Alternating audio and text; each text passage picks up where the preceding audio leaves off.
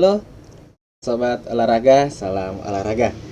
Di video kali ini atau di episode kali ini saya akan memberikan tips atau sharing-sharing ilmu terhadap gimana sih olahraga ketika bulan puasa. Sebelumnya saya juga mengucapkan selamat berpuasa.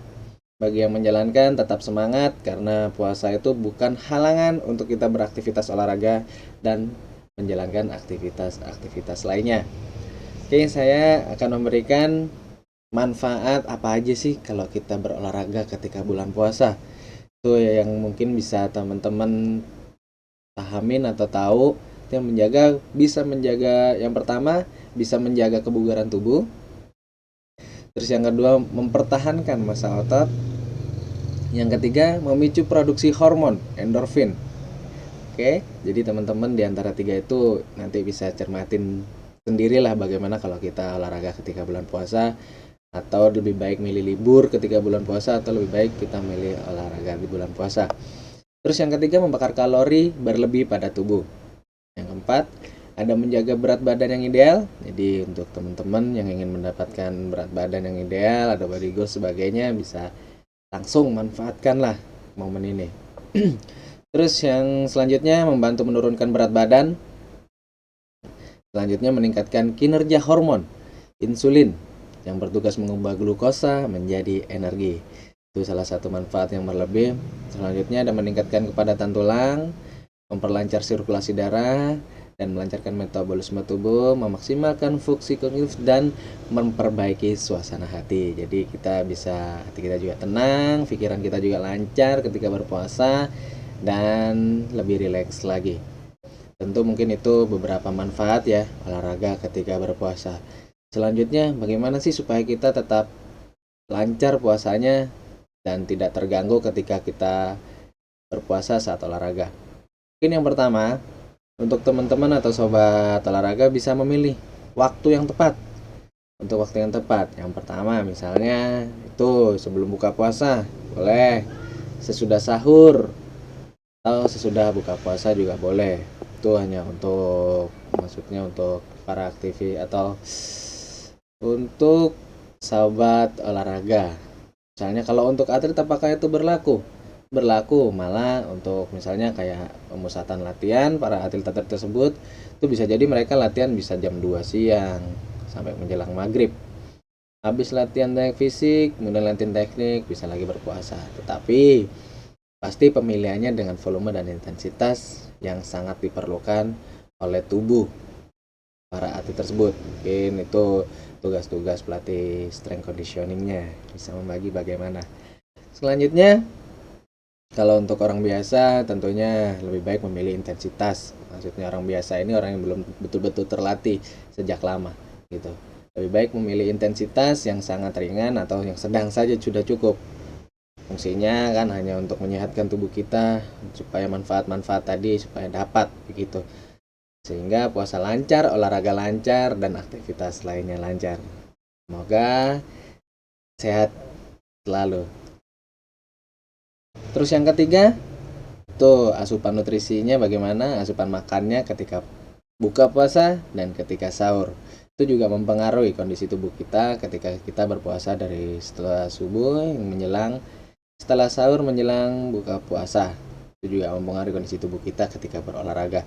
Sehingga ketika kita berolahraga tuh kondisi tubuh kita kalau udah siap, misalnya sahur mengkonsumsi makanan yang bernutrisi atau bergizi dan sebagainya, itu juga akan mempengaruhi kan ketika kita berolahraga di sore hari, misalnya seperti itu. Terus yang keempat menjaga asupan air atau konsumsi minuman yang seperti dianjurkan idealnya 1,5 liter per hari, sehingga teman-teman atau sobat olahraga semuanya tidak terjadi hydration atau dehidrasi pada tubuh kita. Karena kalau dehidrasi juga lumayan untuk pemulihannya. Terus yang kelima, waktu istirahat yang berkualitas. Karena mungkin ya di bulan Ramadan ini atau ketika berpuasa, waktu tidur mungkin agak kurang. Tapi kualitas tidurnya mungkin lebih banyak. apalagi anak-anak muda habis salat tarawih terkadang begadang dulu dan sebagainya menjelang sahur. Jadi setelah sahur bakal tidur sampai siang. Nah, itu seperti saya dulu seperti itu. Mungkin terus selanjutnya teman-teman juga sobat olahraga juga bisa memilih olahraga yang senyamannya. Ini berbicara nyamannya kayak apa sih? Jalan cepat, jalan atau jalan kaki, jogging, yoga, zumba, bersepeda, itu juga bisa memilih macam-macam olahraga sesuai dengan kapasitas tubuh para sahabat olahraga semuanya. Sekali lagi, tidak ada yang tidak mungkin ketika kita berpuasa, kita masih tetap bisa menjalankan aktivitas kita, olahraga atau latihan.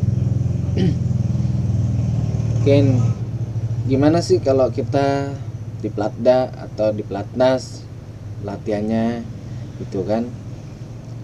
Mereka kan udah mulai persiapan dari jauh-jauh hari, jadi kondisi tubuhnya, kondisi fisiknya juga udah matang.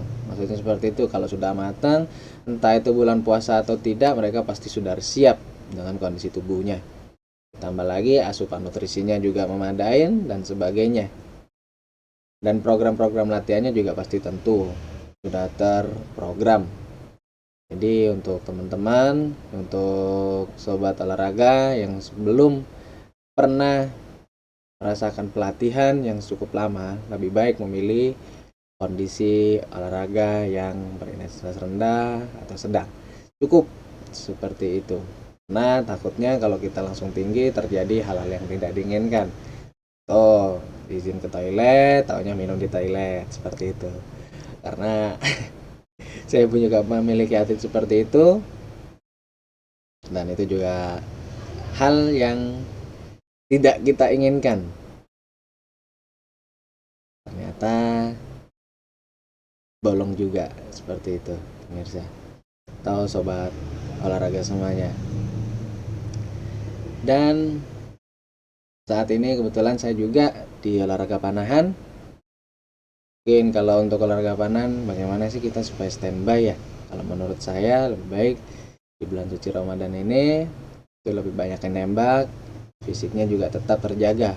Fisiknya juga harus ada, semuanya harus balance. Karena tidak mungkin kita sebulan langsung nembak terus tanpa adanya fisik. Semua itu tergantung pada programnya tadi yang saya bilang. Program itu menentukan prestasi ke depan. Kita juga harus menganalisa gerak dulu sebelum membuat program. Kedua, melakukan tes pengukuran dulu kepada atlet-atlet kita. Ketiga, baru bisa goalsnya bagaimana. Goalsnya kemudian akhirnya bisa membuat program latihan sesuai apa yang kita inginkan. Dan yang kelima, recovery itu juga wajib hukumnya supaya atlet kita tidak terjadi cedera atau mengurangi rasa cedera atau rasa nyeri ketika selesai latihan. Jadi kalau saya lebih baik ketika puasa, mengingat kejuaraan masih lama yang bakal diikutin atlet-atlet saya,